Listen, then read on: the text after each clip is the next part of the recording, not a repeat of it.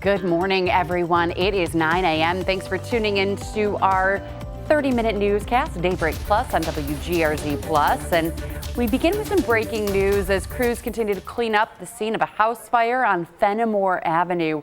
That's in the city's Bailey-Kensington neighborhood. And this is video from the scene around 4:30 this morning when the fire broke out. We're told everyone was able to get out safely, but right now details on what caused the fire are limited. We have reached out to police and the fire department to find out more information, and we'll bring it to you as soon as we get it. And it was a cold morning for firefighters to be out there, a little blustery, Patrick. The wind is really going to be the focus of today. Yes, we are going to talk about the bills. No, we're not. I know we have. We have to. We have to. It's kind of really, break it down a little bit. It's settling in now, and it's like a level of depression. I'm sorry. That's the real word? I wore black for a reason today. Good. I know. We're in morning. It's morning. Yeah. It's over.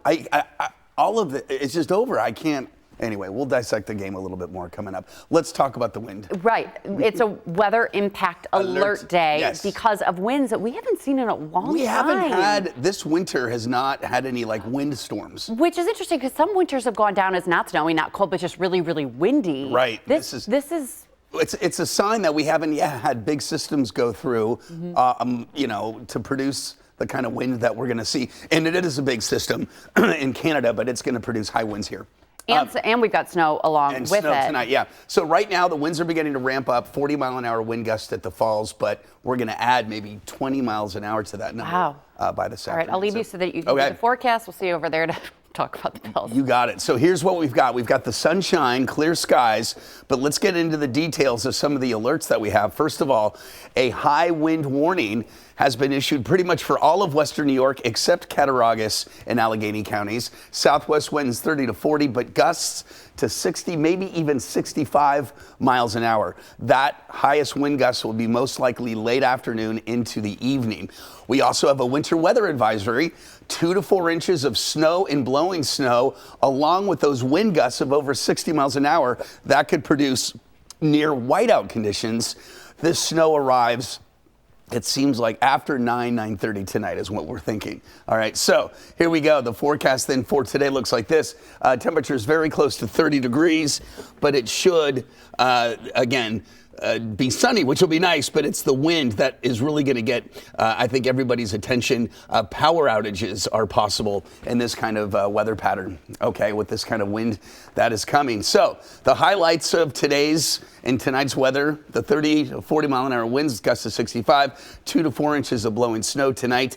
In terms of timing, all day with the wind, but the snow is late tonight into early tomorrow morning. Where is this system now? It's to the north. It's a very deep area of low pressure up in near Hudson Bay and a strong cold front that's going to whip up the wind and the snow. For today, sunny, okay? Temperatures near 30. We're going to increase the clouds, and then here comes the snow after about, let's say, 9-10 o'clock. And with that will be some very low visibility and snow squalls potentially, which is where you just get a very heavy snow, very high winds. Doesn't last very long, but it can really reduce visibilities. As we head into Tuesday, a lot of dry time, but then another round of snow rolls in Tuesday night and into Wednesday, along with more wind.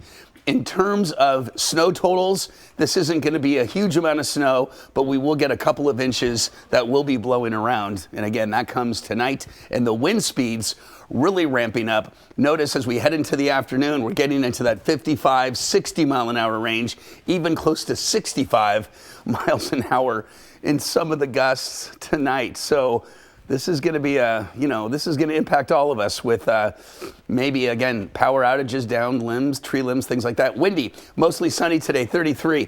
Gusts to 55, maybe 60. For tonight, snow, very windy as well. Long range forecast looks like this. We're going to see another system later Tuesday into Wednesday, bringing more snow. And then it kind of quiets down as we head towards the rest of the week and into the weekend. Another system we're watching will spread some snow, it looks like, across, I would say, the south towns in the southern tier, potentially on Saturday. That's a system that'll just miss us, but we could get a little bit of light snow, and then temperatures warmer as we head into the weekend. So the wind is the bigger story, and any travel. Luckily, the snow's coming through late tonight. Right. Many folks may sleep right through it, but if you are traveling, just a heads up for that. I was just going to say about sleep, though. Sleeping with the wind tonight is not going to be easy. It's going to, things are going to be rocking, trees moving around. So yeah, there, you know. And hopefully you don't lose power, but that's a possibility. Right. Too. We'll keep you updated on Daybreak tomorrow. We'll track power outages across the area if there are any. Fortunately, there aren't leaves on trees, but you know, we'll be watching to see what effect it will have on the lake too. We'll talk about that later, the lake ice and the ice that could wash ashore. That's another lakeshore flooding could happen, and that ice gets shoved along the beaches and against properties. So that's something to watch out for too. Okay. Okay, shall we talk about the Bills? It's all just kind of, I know, still setting in. A heartbreak for Bills Mafia as the Chiefs got the better of the Bills in the AFC Championship game. Oh, this Dalton Kincaid miss. Ugh, it was a back and forth matchup all throughout the evening. But it came down to this 4th and 5 play when Josh Allen threw the ball to Kincaid, and he was surrounded by multiple defenders and just wasn't able to catch that ball. And Josh was noticeably emotional during the post-game news conference.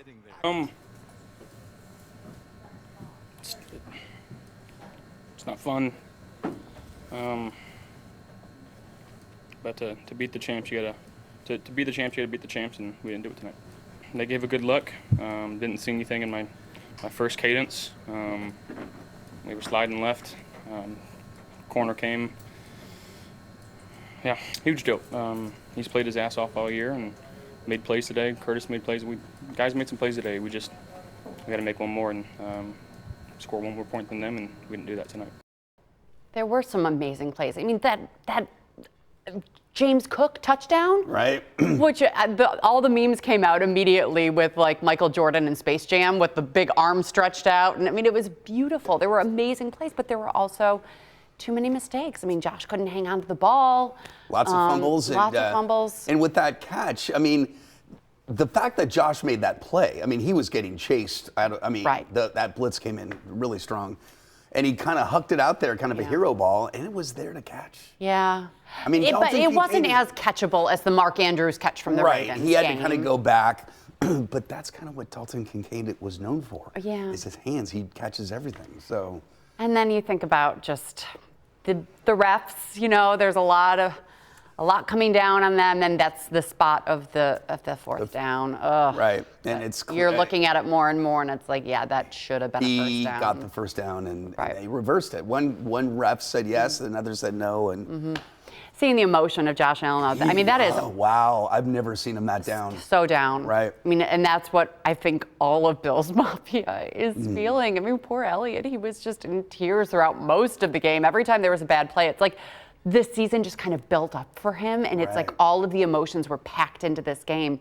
And afterwards, he was just sobbing, and I was just going into mom mode of trying to calm him down. But you know, there was actually a really good Buffalo News article about the mental aspect of the game and this team for Buffalo fans who have lived their entire life waiting for a championship, and how it brings people together but also tears you down, and how it really can be an emotional thing. You see it with Josh, but you see it with just the average Bills fan too, and it's just really hard. And I think a feeling of just being down today and depression. I mean, I'm kind of feeling it. You're not exactly as happy as you normally are, Patrick, and that's okay. And it's the same team, and it's at the same place, and it's, you know, a team that we always win in the regular season. We can regurgitate this over and over, but it is because you're like, okay, next year, all right, let's start again, and we're going to still have a good team. Maybe find a wide receiver. I mean, build on what we've got. Right. Hopefully not lose some of the players. But this was supposed to be a rebuilding year. We lost a lot of veterans, and they went a lot further than I think anyone thought they were going to. Right. And so we just kind of have to see it as like bonus football when you didn't exactly expect to get this far. But then after you beat the Ravens, everyone thought that the Chiefs were going to be the easier game of them. Right. And so this one just stings a little bit more. Yeah. Here's what head coach Sean McDermott had to say about the game. Take a listen. Not the result we were looking for. so proud of the guys. They battled. They gave it everything they had. Just came up a little bit short tonight against a really good football team. Losing CB hurt us early there.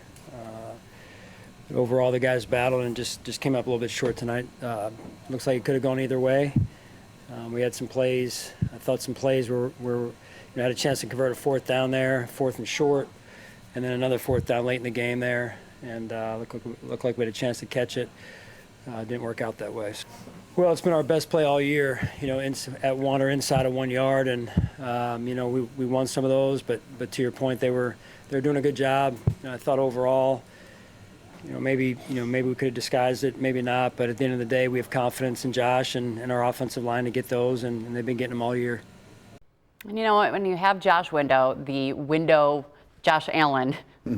window for Super Bowl is always open. Right. So. But he was talking there about the tush push and how we kept going for that, and it's like, oh, my hair's a mess. Sorry, I was up on the roof of the Wendy's. Yeah. Could have said something. Anyway. I normally do, too. The tush push wasn't working last night, and the Chiefs figured it out. He always rolls to the left. It's like duh. Right. I'm sorry. Maybe go to the right. That is not. I do not know how to coach. I'm not a coach. I'm just saying. It just seemed like the Chiefs knew exactly what we were going to do in that position with Josh. Over and over and over and over again. It just didn't work. It was tough to watch. But despite the result, Bills Mafia always shows up for the team. So fans were actually there at the airport, dark and early, middle of the night, when the Bills plane touched down. It was about 3 o'clock this morning, and Daybreak's Natalie Foss was there at 3 a.m. to talk to the fans about the season and how it ended. There were about 50 fans that came out this morning and braved the cold and the wind to welcome their home team, the Buffalo Bills, back to Buffalo after their loss to Kansas City. The plane touched down at around 3 a.m. this morning. They cheered, chanted MVP, and even played Mr. Brightside as the plane pulled in and the team got off. Other than a few waves and head nods, the players were pretty quiet as they walked by, not really acknowledging the crowd. Quarterback Josh Allen, in particular, kept himself and had his head down as he headed to the car. The fans that came out said that win or lose, they will always support this team. Win or lose, they're still our team, they're still our boys, we're still here, we're still welcoming them back to Buffalo. Support my team, and no matter what, they're Buffalo's team, We all love them. This year's, I don't know, it's something else. After leaving the plane, the team headed to their cars, beeping at the fans as they cheered for them to thank them for coming out. Now, while spirits were pretty low here, there was one popular phrase bouncing around the crowd as they talked this morning, which was, of course, there will always be next year. On your side at the Buffalo Niagara International Airport, Natalie Foss, Channel 2 News. The other popular phrase this morning, just one before I die. Right. So many T-shirts out there and signs that you see. And, just got to hang on to hope, I suppose. But great for those fans. There are about 50 of them who were out there at the airport. We didn't really get to debrief much from the pep rally on Friday, but the fan base just so I don't even want to think about that. Loyal and so wonderful, showing just how much they love their team. It was so cool and so much fun. Just disappointing. I know. Let's talk about Can we talk, anything else. How about Matt Collins? Yes, let's talk about him. Who kind of trolled last night in this outfit. Did you get why he was trolling? I have no idea. Okay, this is Animal from the Muppets, right? That's okay. The drummer. So he always dresses up for when when he walks in. But some people are speculating that it could be a slight troll at Patrick Mahomes because people say that he looks like Kermit the Frog. You've had to have seen memes. He sounds like Kermit the Frog. No, and looks like Kermit the Frog. Oh, yes. What's his voice? So Hollins did end up making this incredible play, though, just before halftime. He beat his defender and came down with this Josh Allen pass with one hand in the end zone. But yeah, you look at the... I wish I would have pulled up a side-by-side, but there are memes of him looking just like Kermit the Frog. So Matt Collins just brought so much joy to the team this season. I hope that he comes back because I think he's just on a one-year deal. So right, he's made some big plays, but really his love for the game and his involvement in the locker room and just bringing the guys together and bringing so much joy with his free the feet and everything. He's just a good guy to have around, I think. So hopefully they will re-sign him and bring Matt Collins back. Yeah. I love watching his Instagram stories and all of his little life hacks. I'm all about life hacks and making things clean around the house. So Mac and I are like soul brother and sister. I think he's my spirit animal. Yeah. Patrick Mahomes does have a chance to make history by going to his third straight Super Bowl and winning a third straight Super Bowl three-peat. He's looking to lead the first NFL team to that three-peat, and here's what he had to say after the game. It's just so hard to get to the Super Bowl, and I don't take it for granted. And to be able to do it again at Arrowhead was special. I mean, last year it was awesome. You get there and you win it, but you're at a different stadium. And then being able to win it at Arrowhead, and then you get that trophy on that stage, and you look around, and there's not a seat empty. It is a special place, and I'm glad that I get to be a part of Chiefs Kingdom and here in Kansas City because these moments that I'll have for the rest of my life. That's nice. Great. I don't know what to say. How are you going to possibly play this clip?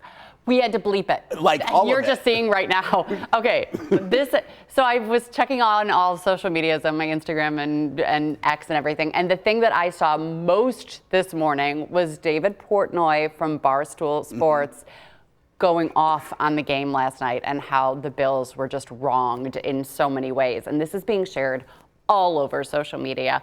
We had to bleep a lot of it. Hopefully we did get all the bleeps. Take a listen. Gonna jump on the shred line, just guts ripped out. I feel for all of Buffalo. Let me tell you something. The refs should be in prison. Refs should be in prison. That fourth down spot changed the whole game. McDermott should be in prison. The Bills coach or whoever. That tush push that they run, that they kept running, that doesn't work. And yeah, the refs you. Do they not know what tush push is? You put two linemen and huge guys and you push. They don't do that.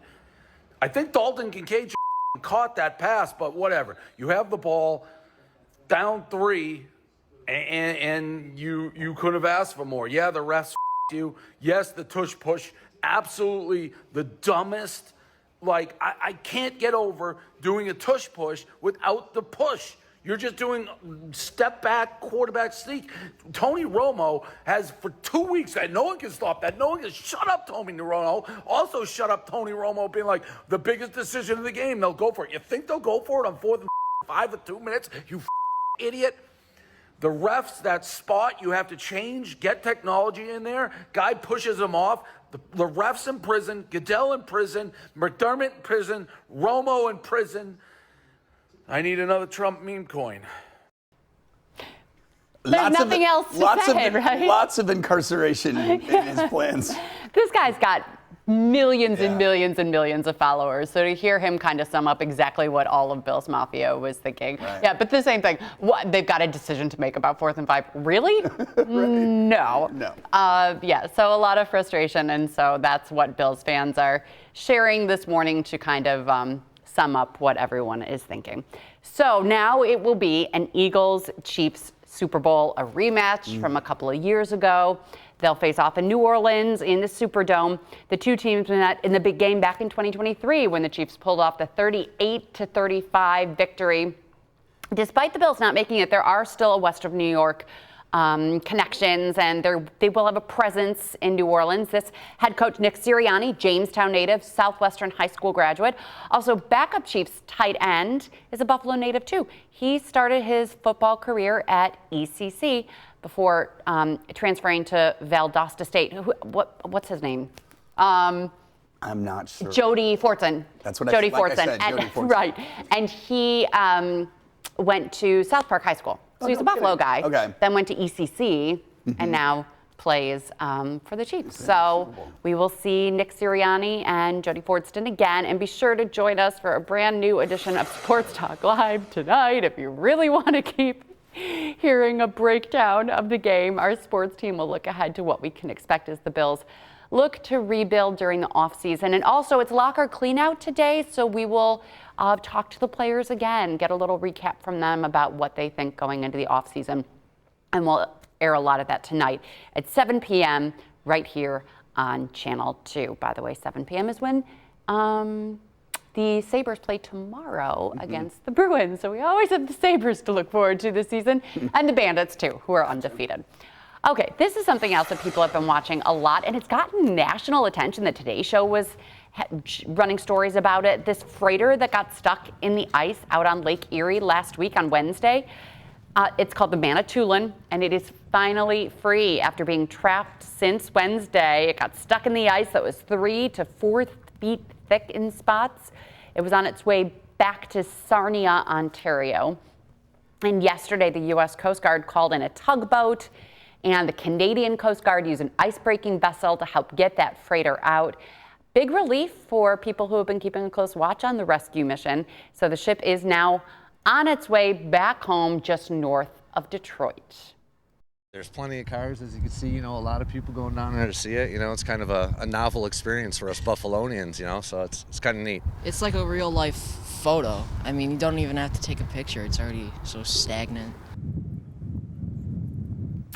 So, Patrick, what's up with the ice on the lake now? What's the coverage like? We thought that it was going to be totally covered, but there's a little bit of a window of open water, which could mean more lake effect snowstorms if that doesn't freeze up. And we're not really going to have very, very cold temperatures the next week. No, and the lake effect snow could become or lake enhanced snow could become a thing. Here's a snapshot of the lake taken this morning, okay? What you can see here is ice, okay, to about, like Silver Creek or a little beyond that. And then you have ice in the central and western end of the lake. But look at all this open water now from Long Point, across, again, much of the southern Erie County shore. And so that will allow the colder air and the wind coming across the lake today to get enhanced and increase our snowfall tonight. Also, a lot of this ice is going to get shoved onto the lakeshore beaches with the high wind that is coming for, all day today, but certainly by this afternoon and into tonight. So what we'll do now is take a look at Future Look once again to kind of time out the snow that we're expecting. Again, lots of sunshine today. It's overnight tonight. We'll see some increasing clouds. There's the snow. Excuse me, that starts about 9:30, 10 o'clock. And remember, the winds are still 50 to 55 miles an hour with some of the snow, so that could produce some whiteout conditions into early tomorrow morning. Then during the day tomorrow, kind of a little bit of a break, but more snow arrives in the evening with another system bringing another round of some wind, maybe not as high as the wind that we're going to see today and tonight, but still more snow is on the way. And there you again can see the snow totals, which will be just a few inches, but check this out. It's the wind. Look at the speeds. These are speeds in miles per hour in gusts, okay? But notice 63 up towards Albion, 62 Niagara Falls, 57 Buffalo, near mid-60s for your wind gusts in Niagara Falls and Lockport, Pendleton, Cambria. Grand Island could be very windy, and that's why we think power outages are a possibility with this wind that's coming up. All right, for the rest of the week, some snow develops later tomorrow into Wednesday. Dry and quiet Thursday, Friday, even into the weekend. As I mentioned, there's another system that's going to come close over the weekend and could spread some light snow, especially for the south towns in the southern tier, Melissa. But look at Sunday, close to 40 degrees in some spots. So we're going to have some of the warmest weather that we've had in a while. I wouldn't call it warm, but just warmer compared to this very cold January. Well, we mentioned at the end of Daybreak that, skiers are going to love this because the nights are cold, so it'll be good for snowmaking, but then the days are more comfortable, and so you can go out skiing, especially on Wednesday. Do you know what Wednesday is? Yeah. The Lunar New Year, and most schools are off on Wednesday. I just got a text from my son that said no school on Wednesday. So I looked in the calendar, and all in the calendar for our school district says Lunar New Year, but nowhere does it say it's off. But why is it off for Lunar New Year? It's new this year because the state is recognizing the Lunar New Year. So I believe that, some office buildings might even be closed if the state's recognizing it. But parents, Yeah, it kind of sneaks up on you. I had to check the Amherst school's calendar too to see if Elliot had school on Wednesday, and he doesn't. So make sure that you're arranging for childcare and everything, because that's Wednesday. So maybe a good day to take the family skiing if you've got off from work and the kids are off from school on a random Wednesday in January. And after having much of last week off. Right. Because of snow days. And cold days, Martin Luther King Day, and now there's another day off. Yeah. And then February break will be here before you know it. It's the third week of February, so that's coming up quick.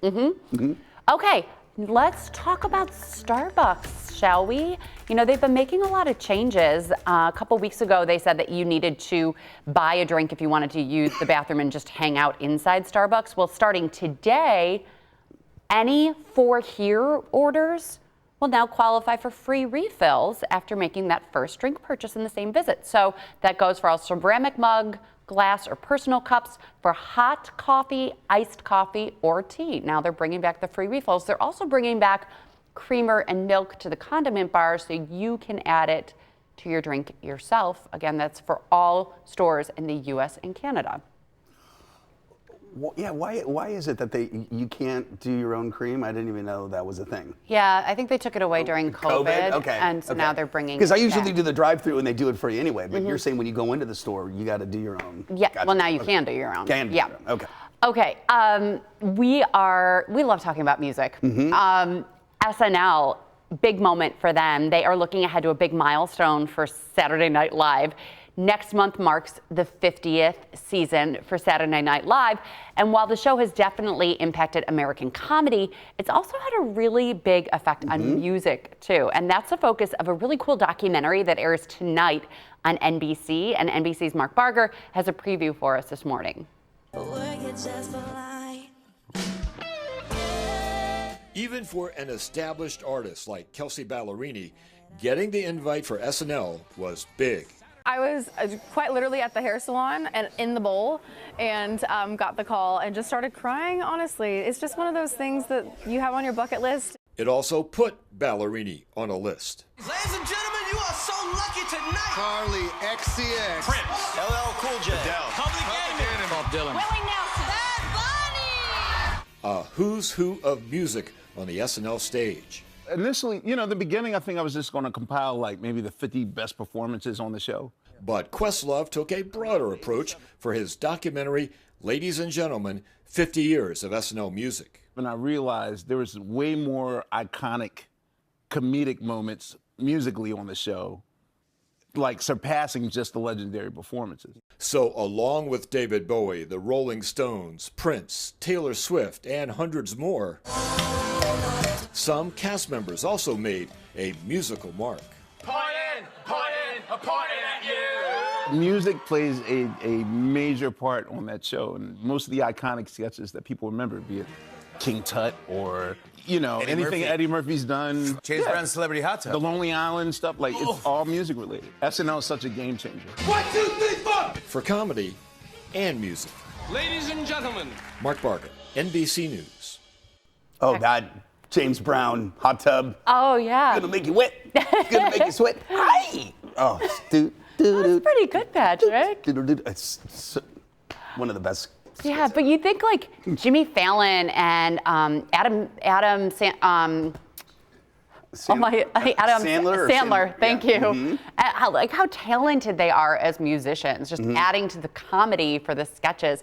But one of my favorites was Beyonce doing Single Ladies. She didn't just perform it during the music, but do you remember the dancers behind Single Ladies for her during the sketch? No, I don't remember this. It was, oh my God, it was Bobby Moynihan, Andy Samberg, and from NSYNC. Hello, Justin Timberlake. Those three were her dancers in the black leotards, and it was a sketch, a really, really funny comedy sketch. And then later on, she actually did Single Ladies when she was performing as the musical guest. But it was hysterical. And I also loved Taylor Swift 10 Minute All Too Well. She performed all 10 minutes, and it went down in like history as being one of the best. Yeah, I looked through the 50, and some bands maybe you haven't even really heard of, but yeah, there's some that I really remember. There's one band. He's one of my favorite musicians who was asked to never appear on Saturday Night Live again after his appearance, which also included music.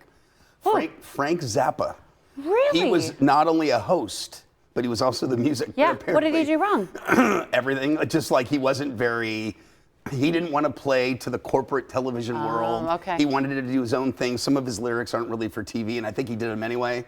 So. Okay, well, that special from Zappa. Questlove and the 50 years of music on SNL is tonight on NBC at 8 p.m. So thanks for joining us, everyone. We'll be back here at 9 a.m.